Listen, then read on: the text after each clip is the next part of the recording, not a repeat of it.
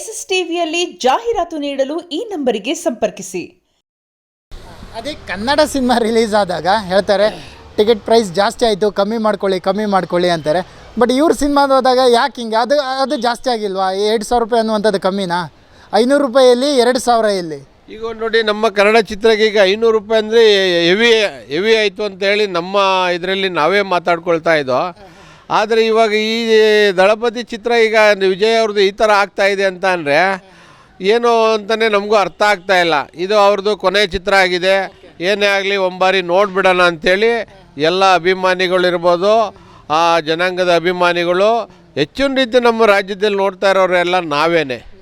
ಆದ್ದರಿಂದ ಎಲ್ಲರೂ ಇದೊಂದು ಚಿತ್ರ ಈಗ ಏನಂದರೆ ಪ್ರತಿ ಬೆಳಿಗ್ಗೆ ಒಂದು 6 ಗಂಟೆ ಶೋ ಒಂದು ರೈಟ್ ಇರುತ್ತೆ, ಮತ್ತು ಎಲ್ಲ ಶೋನು ನಾವು ರೇಟ್ ಆಫ್ ಅಡ್ಮಿಷನು ಕಮ್ಮಿ ಮಾಡಿದ್ದೀವಿ.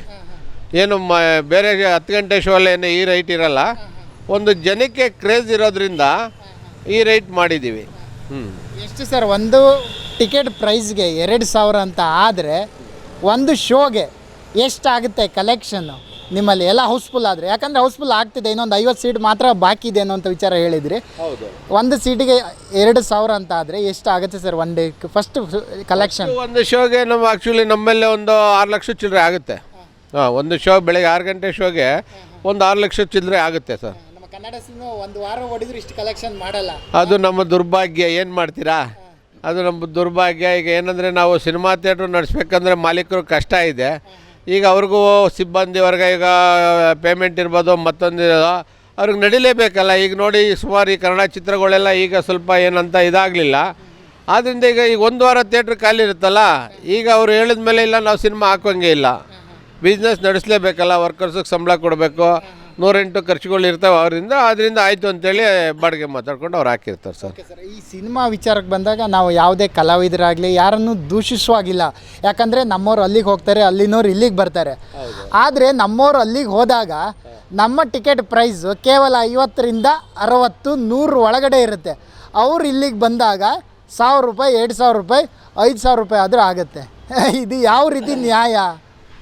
ಇದು ನೋಡಿ ಏನಂತಂದರೆ, ಈಗ ನಮ್ಮ ಪಕ್ಕದ ರಾಜ್ಯದಲ್ಲಿ ಏನಾಗುತ್ತೆ, ನಮ್ಮ ಕನ್ನಡ ಸಿನಿಮಾ ಹೋದಾಗ ಅಲ್ಲೇ ಒಂದು ರೇಟ್ ಆಫ್ ಅಡ್ಮಿಷನ್ ಸರ್ಕಾರ ಒಂದು ನೇಮಾವಳಿನಲ್ಲಿ ಮಾಡಿರ್ತಾರೆ.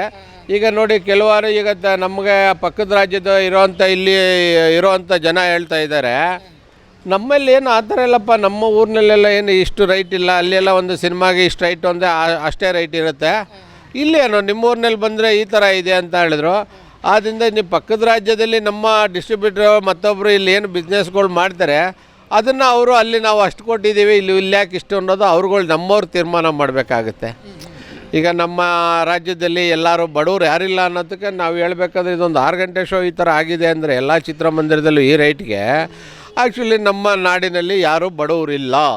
ಪಕ್ಕದ ರಾಜ್ಯದಲ್ಲಿ ತೀರಾ ಕಡು ಬಡವರಿದ್ದಾರೆ. ಆದ್ದರಿಂದ ಪಕ್ಕದ ರಾಜ್ಯ ಸರ್ಕಾರಗಳಿರ್ಬೋದು, ಅಲ್ಲಿ ಸಿನಿಮಾ ಸ್ಟಾರ್ಗಳಿರ್ಬೋದು, ಯಾವುದೇ ಒಂದು ರೇಟ್ ಆಫ್ ಅಡ್ಮಿಷನ್ ಜಾಸ್ತಿ ಮಾಡದಂತೆ ಅವರು ಒಂದು ಕಟ್ಟು ನೇಮ ಹಾಕ್ಕೊಂಡಿರಬೇಕು ಅಂತ ನಮ್ಮ ಅನಿಸಿಕೆ. ಅಂದರೆ ಕನ್ನಡ ಸಿನಿಮಾ ನೋಡ್ತಿದ್ದಾಗ ಮಾತ್ರ ಬಡವರಾಗ್ತಾರೆ, ಪರಭಾಷೆ ಸಿನಿಮಾ ನೋಡುವಾಗ ಯಾರೂ ಬಡವರಾಗಲ್ಲ. ನಮ್ಮಲ್ಲಿ ಯಾರೂ ಪರಭಾಷೆ ಚಿತ್ರಕ್ಕೆ ಈಗ ಯಾರೂ ಬಡವರು ಇಲ್ಲ ನೋಡಿ, ನೋಡ್ತಾ ಇದ್ದೀರಾ.